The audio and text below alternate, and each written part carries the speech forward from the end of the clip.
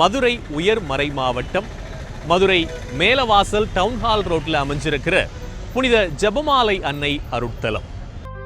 கிபி 1592 ஆண்டு முதல் இயேசு சபையின் நிர்வாகத்தில் செயல்பட்ட பழமையான ஆலயமானது கிபி 1773 ஆண்டு போர்த்துகீசிய பத்திரவாதோ குருக்களிடம் ஒப்படைக்கப்பட்டது. மதுரை பகுதியில் வாழ்ந்த அக்கால கிறிஸ்தவர்கள் திருவழிபாடுகளில் பங்கேற்பதற்கு போர்த்துகீசிய கட்டடக்கலையில் புதிய ஆலயம் கட்டி எழுப்பப்பட்டு அர்ச்சிக்கப்பட்டிருக்கிறது.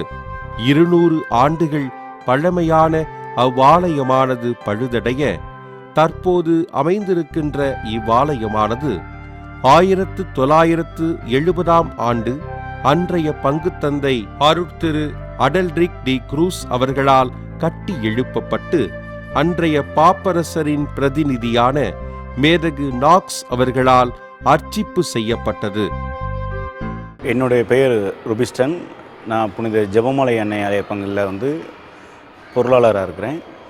எனக்கு ஒரு பெரிய அதிசயம் என்னென்னா, கடந்த 40 வருடங்களுக்கு முன்பு நான் பிறந்திருக்கிற நேரத்தில் என்னுடைய தாய்க்கு 2 கால்களும் ஊனமாக இருந்தது. நான் பிறந்த நேரத்தில் அந்த டாக்டர் சொன்ன விதம் உங்களுக்கு எந்த ஒரு இனிமேல் நடக்கக்கூடிய நிலைமைகள் ரொம்ப கடினம்னு சொல்லிட்டாங்க. அதுக்கப்புறம் எங்களுடைய ஜெபமாலை தாயை ஒரு குலதெய்வமாக தான் நாங்கள் பார்த்துக்கிட்டு இருக்கோம்.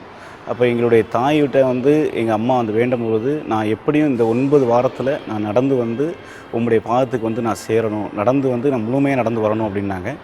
அப்புறம் 9 வாரமாக தொடர்ந்து வந்தாங்க. தொடர்ந்து 9வது வாரத்தில் எங்கள் தாய் முழுமையாக நடந்து கோயிலுக்கு வந்தாங்க. இதுக்காக நான் ஜெபமாலை மாதாவுக்கு நன்றி சொல்கிறேன். மேலும் இந்த பல மக்கள் தங்களுடைய புதுமைகளை சொல்லி அவங்க எல்லோரும் ஜெபம் பண்ணிகிட்டு இருக்காங்க. ஒவ்வொருடைய புதுமைகளும் இங்கே கேட்கப்பட்டுக்கிட்டு இருக்குது. இதில் முழுமையாக அனைத்து பிற மதத்தினரும் கலந்து கொண்டுகிட்டு இருக்காங்க. அதுக்காக நான் ஜெபமாலை மாதாவுக்கு நன்றி சொல்கிறேன்.